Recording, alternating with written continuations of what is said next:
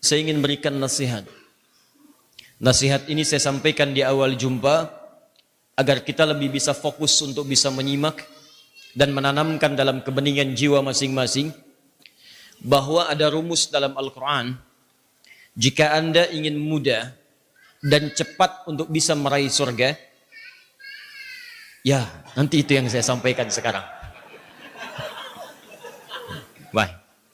Maka rumusnya adalah coba tunggangi salah satu amalan di antara sekian amal yang ditawarkan oleh Al-Quran yang itu bisa menjadi kunci-kunci pembuka pintu-pintu surga.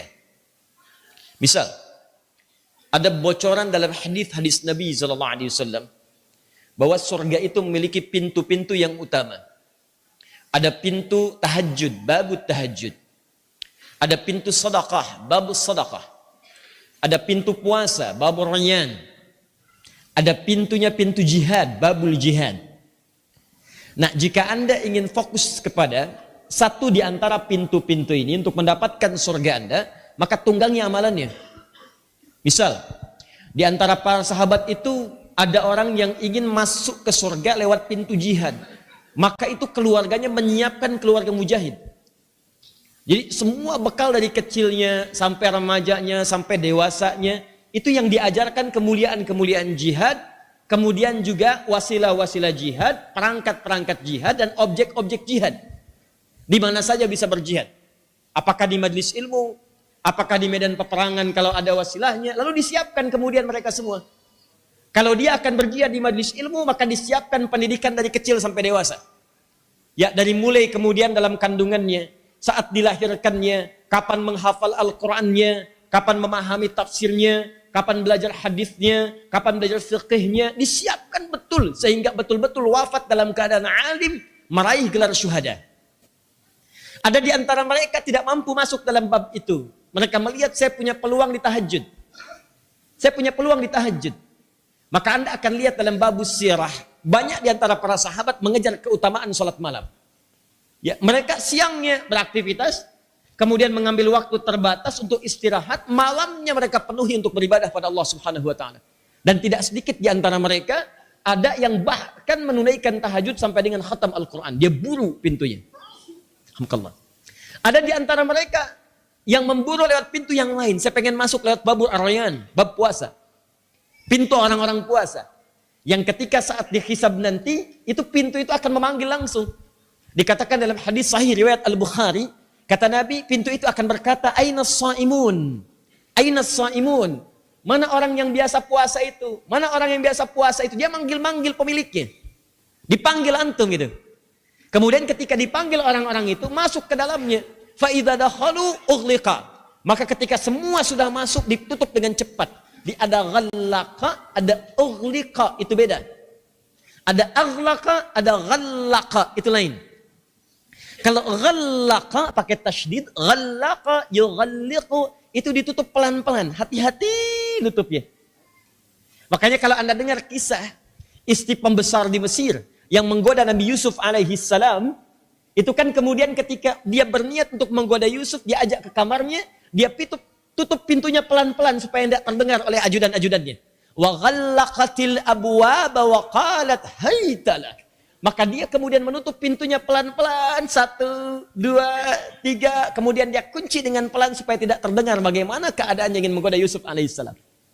Tapi kalau langsung ditutup, tidak ada kesempatan bagi Anda untuk melihatnya. Seketika tutup, itu disebut dengan aghlaqa. Kata Nabi, begitu orang-orang ahli puasa masuk ke situ, maka tidak ada kesempatan yang lain bahkan untuk sekedar ngintip. Ada apa sih di situ? Gak ada, seketika. Makanya orang-orang penasaran pada saat itu. Wah, berarti indah di dalamnya, berarti spesial. Karena spesial, maka ada yang mengejar pintu puasa ini. Jadi tiap hari orang ini merencanakan ada puasa apa saja yang kemudian dalam syariat Islam itu disyariatkan. Yang fardu Ramadan ditunggu, yang sunnah dirinci. Yang fardu Ramadan ditunggu, yang sunnah dirinci. Senin ada puasa, dia puasa Senin. Kamis ada puasa, dia puasa Kamis. Ayyamul bid ada puasa, di tanggalnya dirincikan. Kapan Ayyamul bid di bulan ini muncul? Ada lagi yang lain, ada, dia keluarkan. Yang sunnah-sunnah cuma seketika munculnya, insidental dia muncul. Di bulan Al-Muharram ada, dia puasa. Di bulan yang lain ada, dia puasa. Bahkan ada siam Daud, dia kerjakan.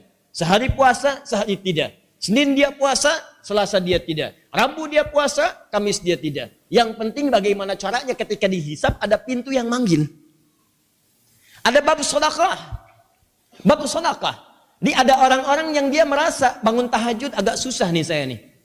Ya orang 11 rakaat, saya 2 pun agak susah. Dia mau kerjakan puasa nggak kuat. Orang sampai maghrib, dia zuhur sudah mulai ada terasa pengen buka.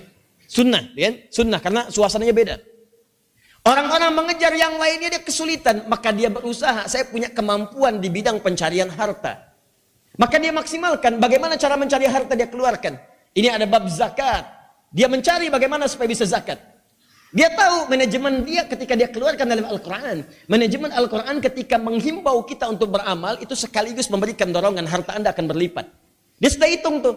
Saya kejar dulu pertama zakat, gimana caranya 100 ribu dulu zakat. Karena ketika saya zakat 100 ribu, 10 kali lipat akan datang. Nanti dia naikkan lagi. Infak dia kerjakan, karena ketika dia infak 700 kali lipat akan datang. Jadi orang ini setiap hari kerjaannya merencanakan bagaimana pekerjaan saya bisa memasukkan saya ke surga.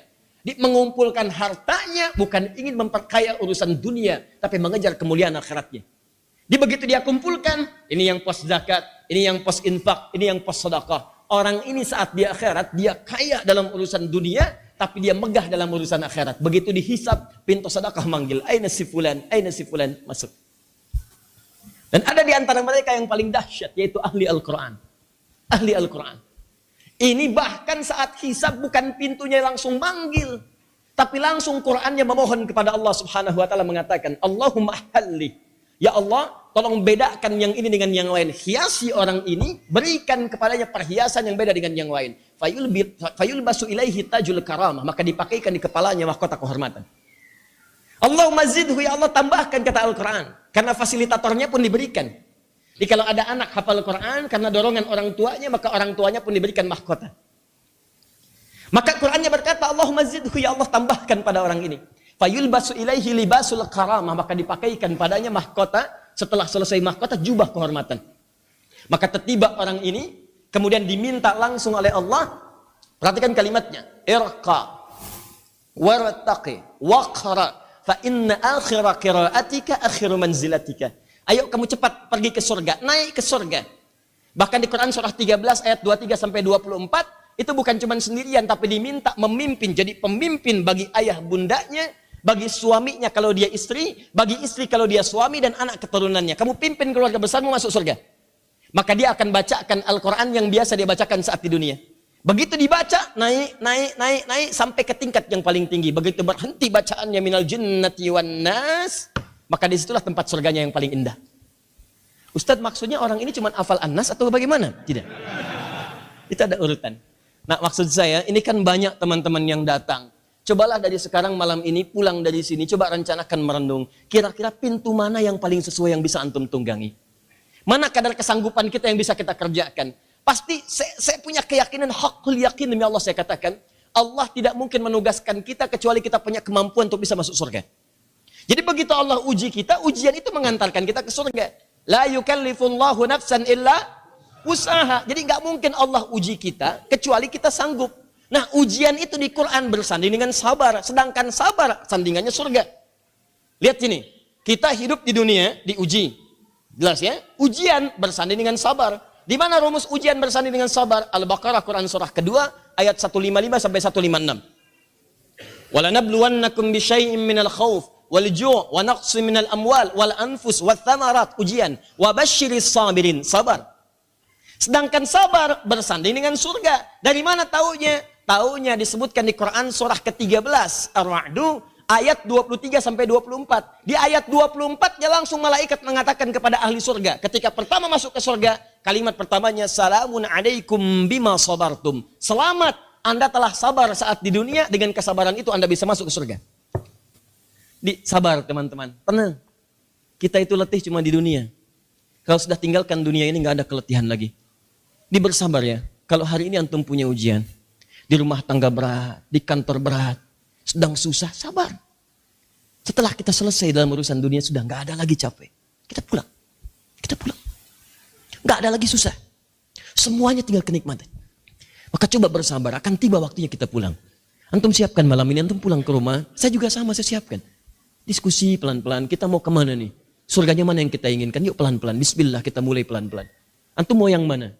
Ya, apakah mau yang salat? Ayo siapkan. Mau yang tahajud? Siapkan, bangun jam sekian. Istighfar sebelum subuh. Mau yang sedekah? Bismillah, lihat. Pulang ke rumah, coba cek apa yang Allah titipkan bagi antum. Itulah surga antum di situ. Coba gali. Saya tidak ingin melihat kemegahan malam ini. Banyak orang ramai datang, tapi kita di akhirat punya persoalan gitu. Saya pengen hari ini kita sama-sama dan di akhirat kita bergandengan tangan ke surga insya Allah. Ya. Dan itu tidak cukup diraih dengan amin. Kita harus ikhtiar.